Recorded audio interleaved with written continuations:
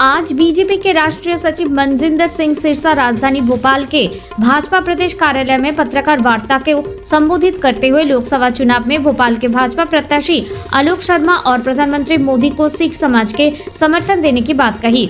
साथ ही कांग्रेस और पूर्व मुख्यमंत्री कमलनाथ पर सिख दंगों को लेकर आरोप लगाते हुए कहा कि 1984 के सिख दंगों में कत्ल आम में कमलनाथ का बड़ा हाथ था, बाकी के लोग भी छिंदवाड़ा के ही थे।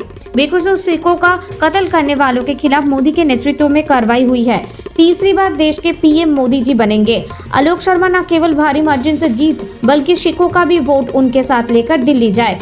एक तरफ मोदी जी जो नेशन फर्स्ट की बात करते हैं, दूसरी तरफ गांधी परिवार है जो राम का नाम भी केवल फायदे के लिए लेता है।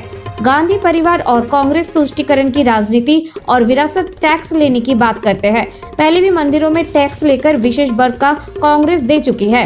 केवल पंजाब में 1980 से 97 तक कांग्रेस ने 1 लाख से ज्यादा सिखों को मरवाया। इसके अलावा पूर्व प्रधानमंत्री राजीव गांधी पर सिख दंगों को लेकर कई गंभीर आरोप भी लगाए।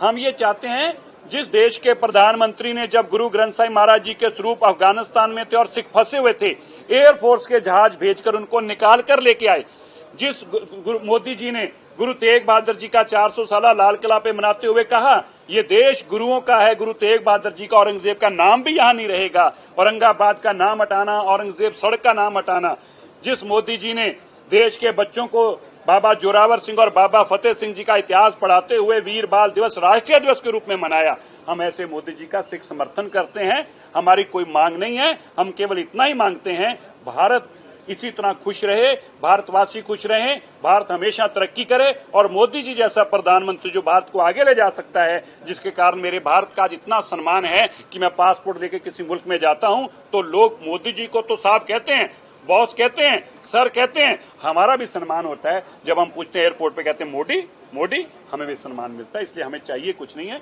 हम तो चाहते हैं कि 10 साल में जो उन्होंने किया है, हमारा टाइम है, अब हमें भी पे बैक करना चाहिए और उनका साथ देना चाहिए। आपने देखा, खाली कहने की बात नहीं है कि एक विशेष वर्ग को देंगे, दे चुके हैं। कर्नाटका में आपने देखा किस तरीके से वहां की सरकार जो मंदिरों पे टैक्स लगाया उसको खर्चने के लिए एक विशेष वर्ग के ऊपर खर्च कर रही है। इसलिए हम चाहते हैं इस देश का विकास हो, सबका विकास हो, सबका साथ हो, लेकिन जो तुष्टीकरण की राजनीति है और तुष्टीकरण की राजनीति इस हद तक हो गई है कि आप पे विरासती टैक्स लगाकर आपके आधे पैसे छीन लिए जाएंगे, ये कोई देश का, कोई भी भारत का नागरिक ऐसा ना होने देगा, ना ऐसा हो सकता है।